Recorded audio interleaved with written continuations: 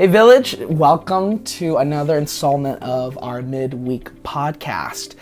This week we have Yessenia joining us. Yessenia, could you introduce yourself, your role, and what you do here? Yeah, so my name is Yessenia and I am an admin here. I work at the front office supporting several ministries like kids, youth, and just different things that come up. And so a little bit more about myself. I am a daughter of two immigrants from Mexico. I am a oldest sister to 6 siblings. Means I'm always right. Kidding, Love but it. not Yes. really. So I am the typical oldest child. I fit into that category perfectly.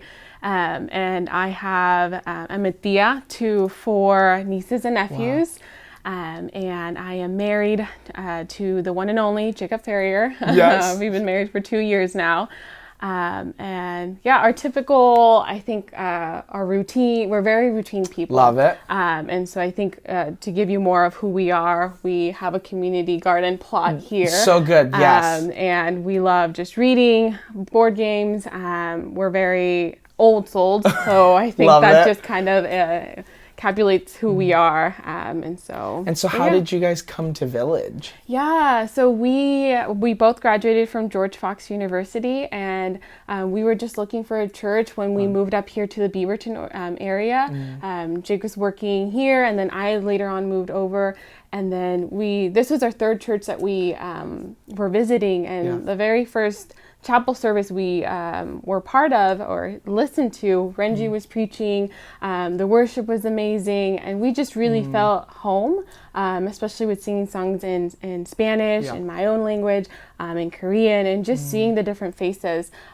just felt different. And so we on our drive home, we just kind of looked at each other like, okay, I think this is going to be home for us, because usually our other churches we would say like, oh, I didn't really like this, or I don't know if I agreed with that, or the people that we greeted, it was a little interesting, something felt a little off-putting, and then coming here at Village and meeting some key people already just felt very much at home. That's so good. And felt that we needed to be here. Yeah. So Thank you for sharing that. Yeah, Thank of you. course.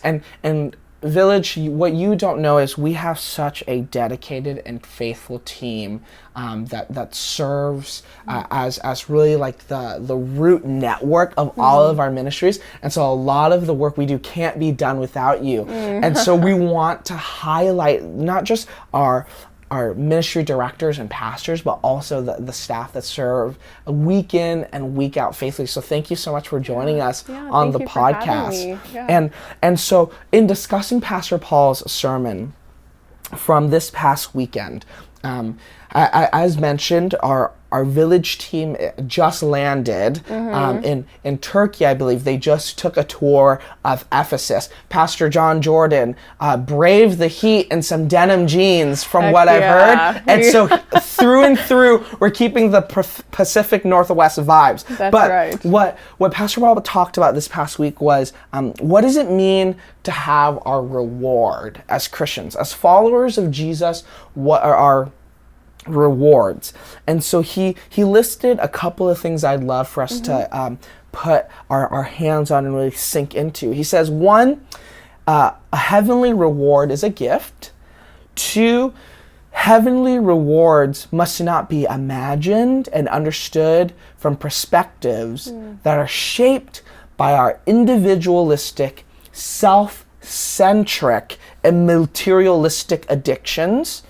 3, it will probably be more not materialistic than what we thought it to be. 4, the essence of the heavens is the person and presence of Jesus.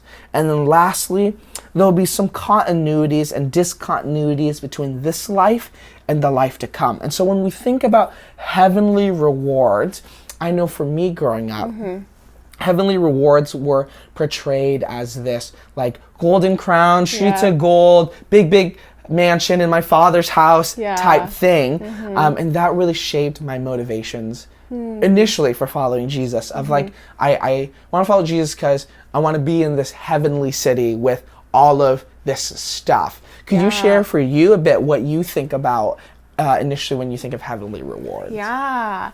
Let me give a little bit of a backstory so I think you can kind of understand the context that I'm speaking from. So I was born in California, and when we lived there, we ended up going to a small local church. And so, and I was the one in my family out of 5 that always wanted to be at church. I initiated prayer. I always wanted to be in a small group or just be at church. I felt like being at our local church felt like home to me. And so that we were at that church for about a year or so. But one of the main reasons we kept going to that church was because I wanted to be there. For some reason, like there was something calling me to church. And so after we had moved from California to Oregon, we kind of just stopped going to church altogether. And when we would go to church, it was very almost like bench warmers. It was just to be there, to mark off that Sunday mornings was a church thing. We did it as a family, and then come home and all of our problems were resurfaced. Yeah. Right? The perfectionism of just like, hi, brothers and sisters, we're here to greet you and love on you. But then at home, the fighting, the bickering, everything came out. And so then there was this deep, deep yearning for me in my senior year of high school and going into college, where I think I had this like breakdown / spiritual awakening of just rekindling my relationship with Christ. And my motivation of just wanting to have my life together, wanting very individualistic of like me. I need things to look better for me.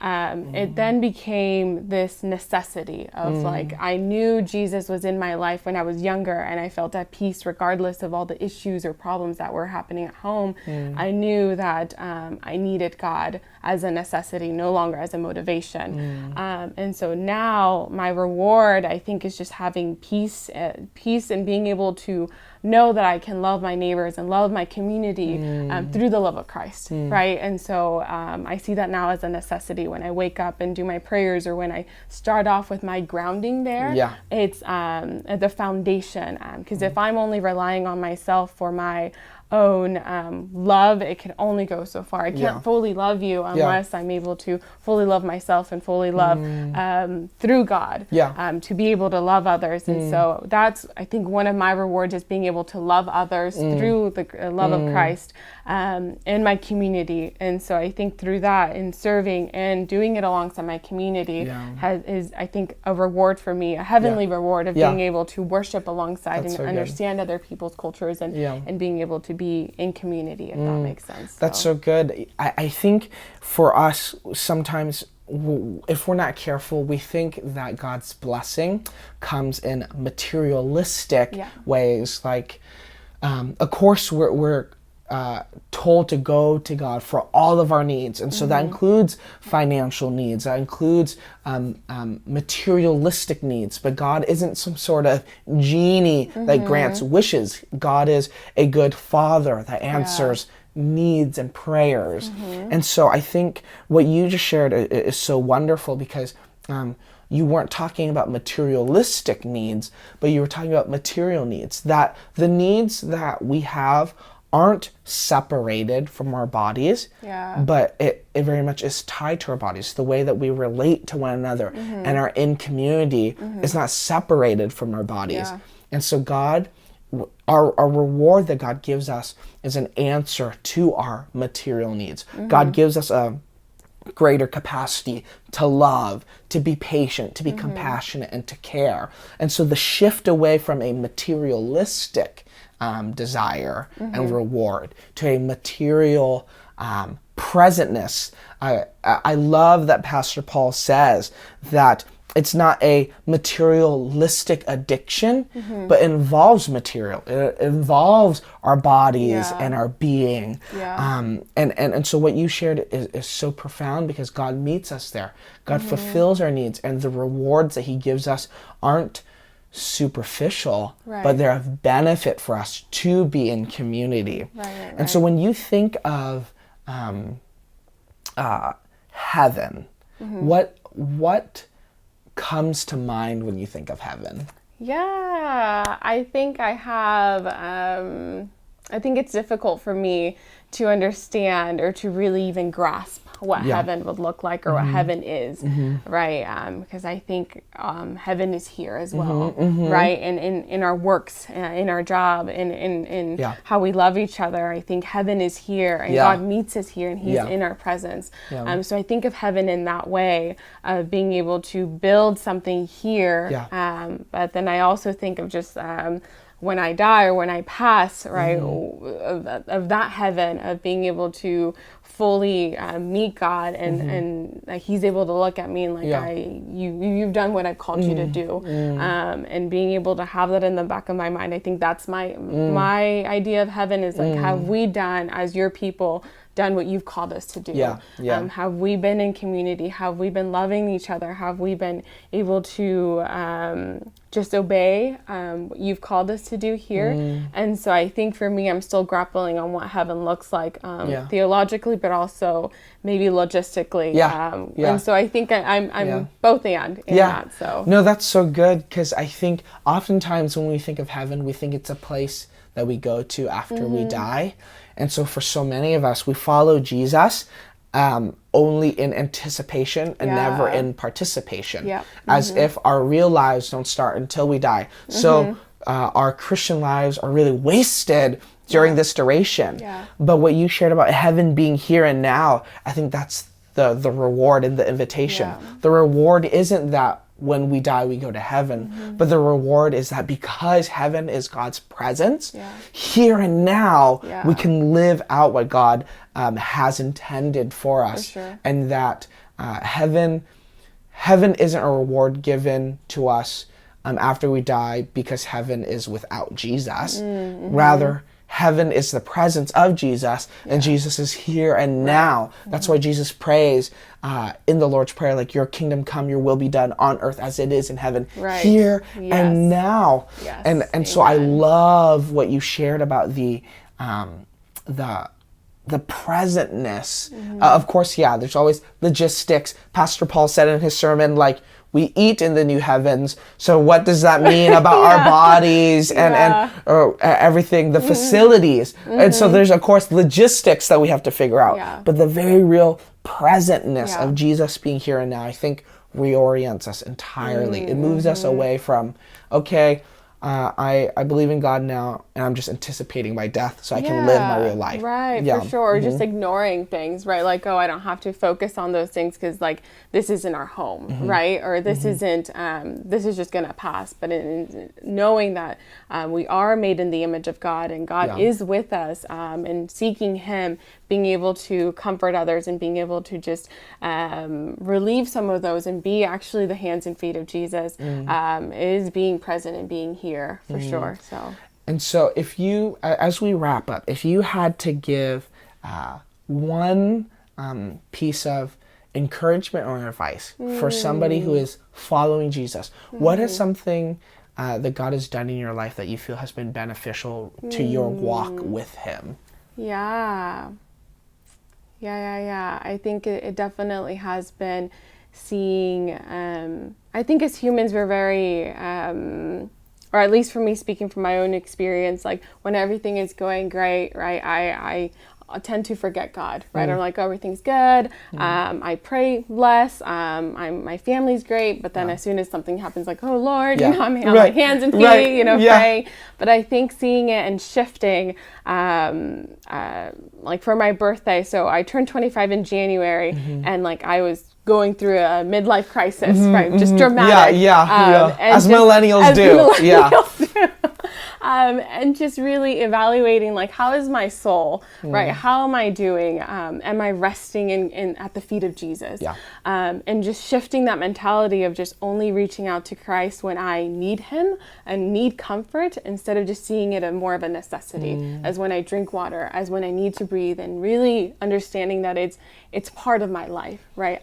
My innate human feature is to want to worship, right? And so that can be turned into so many different directions through my phone, through the people I spend time with, but really seeing that as a necessity of I need Christ in the mornings, or I need Christ every day in order to fully be grounded and have that as a foundation. And so I would say that my advice through my journey so far has been seeing that as also a need like water, a need that I need Christ because I am human and I fail all the time.